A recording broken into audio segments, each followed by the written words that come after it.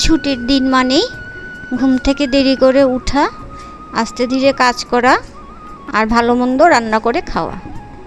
Good morning বন্ধুরা, আশা করছি যে যেখান থেকে আমার ভিডিওটা দেখছেন সবাই ভালো আছেন, সুস্থ আছেন। আজকে হচ্ছে আমাদের বন্ধ, গড়িয়া পূজা উপলক্ষে অফিস বন্ধ, তাই একটু দেরি করেই উঠলাম আর ঘরটাকে একটু গুছালাম আজকে। এই যে প্রত্যেক দিনই আমি এখন কি করি, ফুল যা পারি ঠাকুরের জন্য এখান থেকে কিছু ফুল দিয়ে ঘরটাকে একটু সাজিয়ে ফেলি।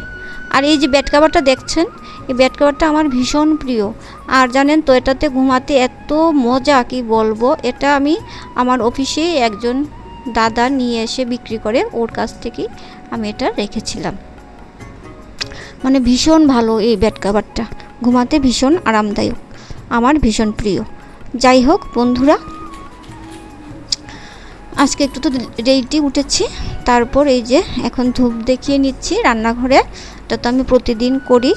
ধূপ দেখিয়ে তারপর এখন চাটা বসিয়ে দেব, কারণ চা না খেলে তো হবে না।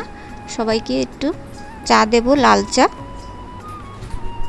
তারপর চাটা বসিয়ে দিলাম বন্ধুরা। এদিকে চা বসিয়ে তারপর ভাবলাম যে না, এদিকে আমি এখন একটু জলটা খেয়ে নিই, কারণ খালি পেটে জলটা খেতে হয়, না হলে কোনো উপকার পাওয়া যায় না।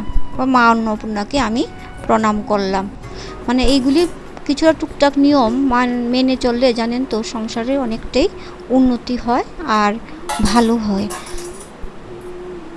তারপর এই যে লাল চা করে নিলাম আর এদিকে জলটাও আমি খেয়ে নিচ্ছি। মানে এটা আমার প্রতিদিনই রুটিন। মানে জল না খেলে মনে হয় যেন আমার দিনটাই মানে ভালো যাবে না, আমার মানে শরীরটাই ভালো থাকে না। তাই আমি প্রতিদিন খালি পেটে আগে আমি গরম জলটা আগে খেয়ে নেই, খেয়ে বাকি যা খাবার ইচ্ছে হয় আমি তাই খেতে পারি। তারপর যাই হোক, জল খেয়ে চা খেয়ে এখন রান্নাবান্না করব তাই ভাবছি। আর এদিকে দেখুন, এই যে বলেছিলাম ঘরটাকে একটু গুছাবো, তারপর এই ঘরে এসে ঘরটাকে একটু গুছালাম আর জানালাগুলিও খুলে দিলাম। জানেন তো, মানে অফিস না থাকলে আর জানালাগুলি আমাদের খোলা হয় না, কারণ ঘরেতে কেউই থাকে না, তাই জানালাগুলি খোলা যায় না।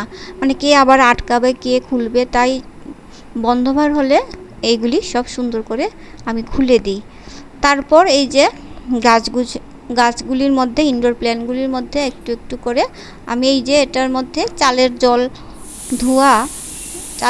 ধোয়া জল আমি রেখে দিই আর একটু একটু করে দিয়ে দিই।